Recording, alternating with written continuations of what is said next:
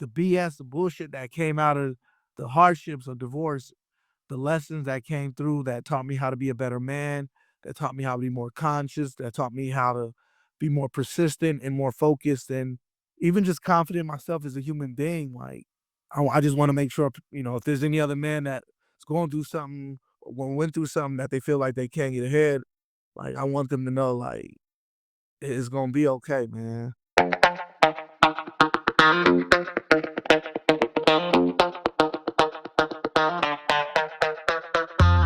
Welcome back to another episode of Daddy Issues. Our guest today is going to introduce himself and tell us a little bit about his story.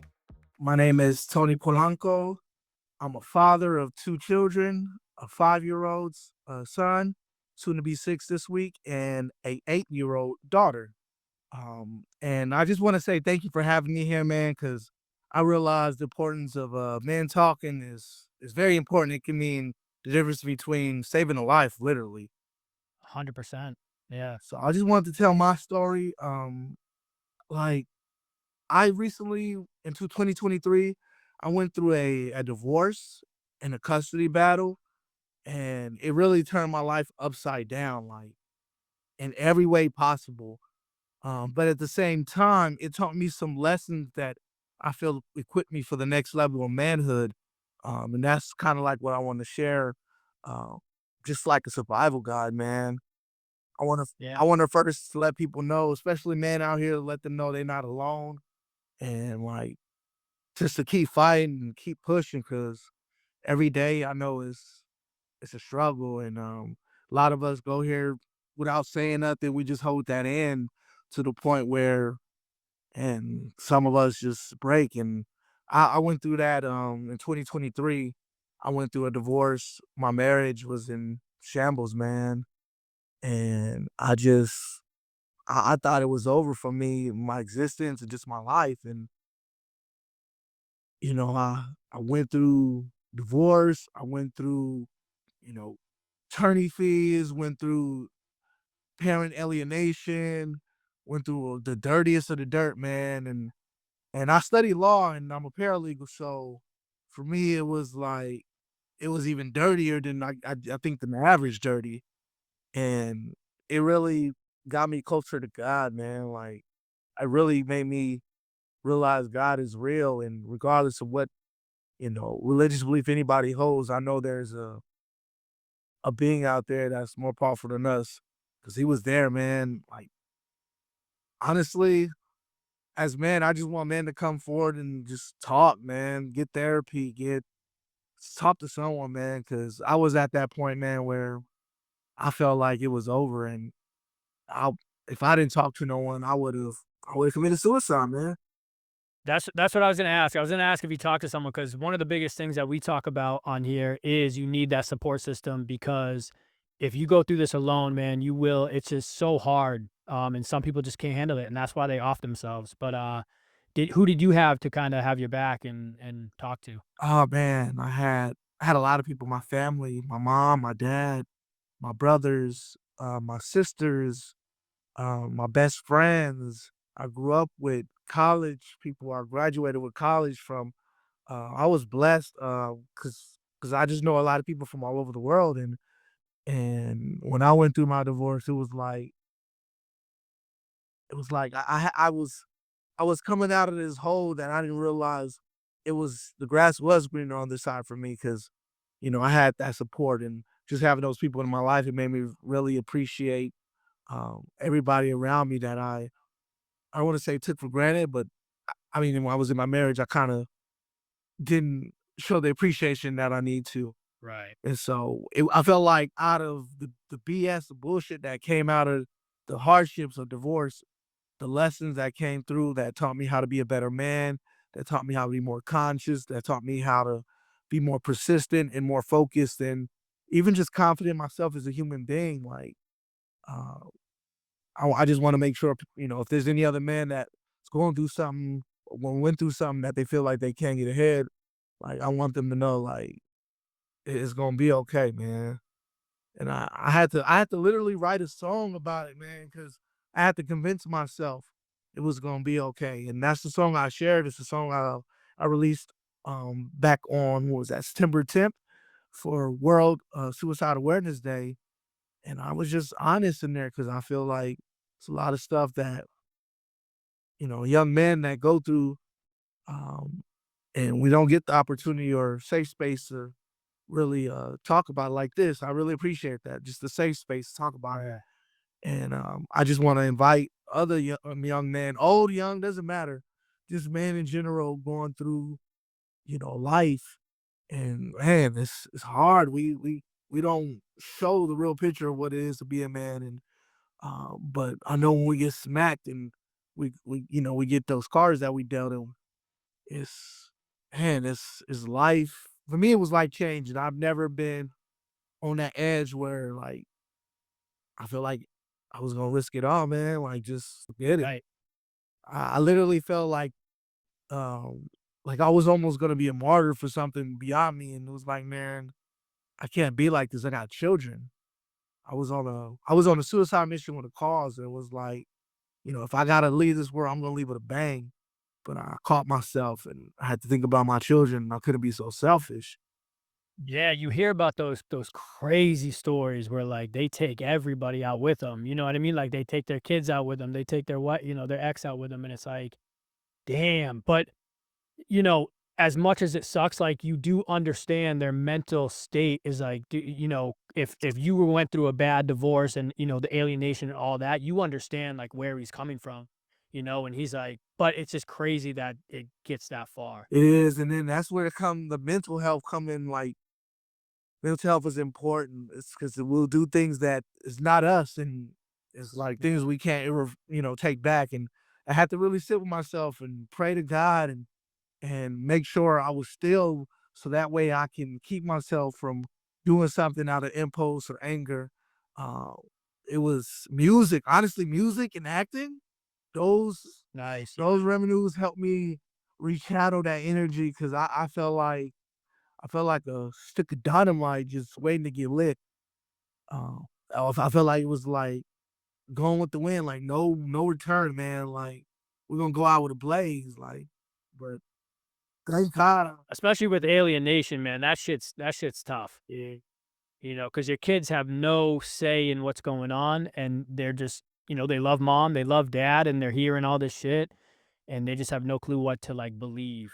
But they take it bad. It gets to them. it's that's what made me rechannel myself, for really capture me, because I know they didn't deserve that. So I just got my stuff together, man. I just started. I mean, I'm still getting myself together, but I really Yeah. been pushing forth on a whole new level. Just like being there whenever I can, possibly for my children, grinding, being true to myself, making sure I take time for my mental health, making time for creativity to balance myself. And it's been a battle, but I feel the growth.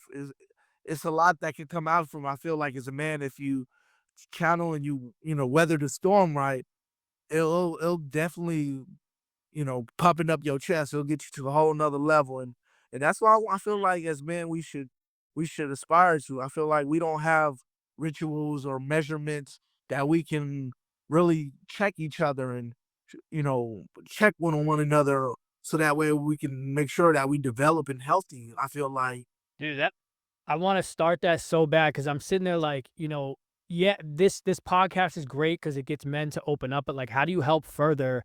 And it's like, I wanna, do something where it's like, you hold these men accountable, like, every morning you wake up at 5, like, you do things where you progress your life in a better way, yeah, not sitting there crying and, sobbing over what's happening. It's like, you just keep pushing on, and, like, sometimes I'll post, like, motivational episodes out where people, like the YouTube motivational thing, get people hyped up.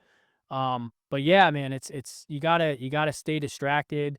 Like you were hitting the gym, acting, doing stuff like that. And it's like it's huge. yeah. I had to, man. I had to keep my mind focused on something, so that way it won't go towards anything negative or just how I feel in the Yeah. moment that wouldn't be based on logic, which is based on impulse. So I, I just basically engulf myself in art, music.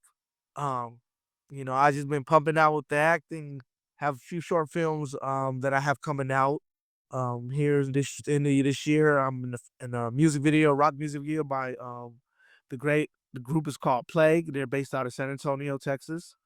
I'm in their rock music video. And then yeah, I just got a few songs coming out. I got a song coming out with Corrupt from Dog Pound. You're gonna hear that soon. I just been working, man. I just been working. I feel as a man, so you know, we have the ability to, you know, like they said, they give you lemon, you make lemonade. So I've been really trying to take that on a whole another level, man. Yeah. What's it looking like with, custody and your ex? Like, are you guys getting along now? I'm gonna be like this. I'm gonna be like this. I spend close to 6,000, almost 7,000 just to get shared custody on child support. So I would advise it's not worth it fighting. Right, right. Yeah. It's not worth it fighting. Honestly, that could have been used more appropriately. But like I said, I was in my moment. I was in my ego. I was not in the right mental health, and yeah, man, I was thinking with my balls. I was thinking with my mind.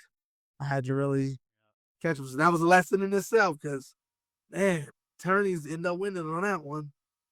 Right. I mean, in every case, at the end of the day, it's like if you're fighting for 50-50, there shouldn't be, you should be able to talk to your girl or she should be able to talk to you and you actually be able to figure it out. But to blow all that bullying on attorneys, 50-50. I was fighting for full custody. I was on my all. So anyway, I was all or nothing. That's how I was, man. I was every day journaling, keeping receipts, documenting, like constantly calling attorneys to make sure she couldn't get attorneys. but you kind of already understood more than other men because you were already a paralegal. Like you kind of understood what you needed to do. Yeah, but that Yeah. created a crazy over compulsion kind of issue with me, and it wasn't healthy either, because it was like I was getting into it with my attorney, trying to make sure like discovery was on point. I was annoying even the attorney, so it was like Right. I was on a whole other level with it. So it wasn't healthy, I realize now. But Yeah. that was just how I dealt with it, which wasn't the best way. But honestly, I was protecting myself, so Yeah. that's how I responded. But I had to make sure I had to back down because my children didn't understand that. And when it starts hurting the children, that's when it's like, dang, it's like taking a wound itself. So it's like I can't, And it takes a minute to open your eyes and be like, it's not about me. It's about, the kid. man. Yeah, yeah.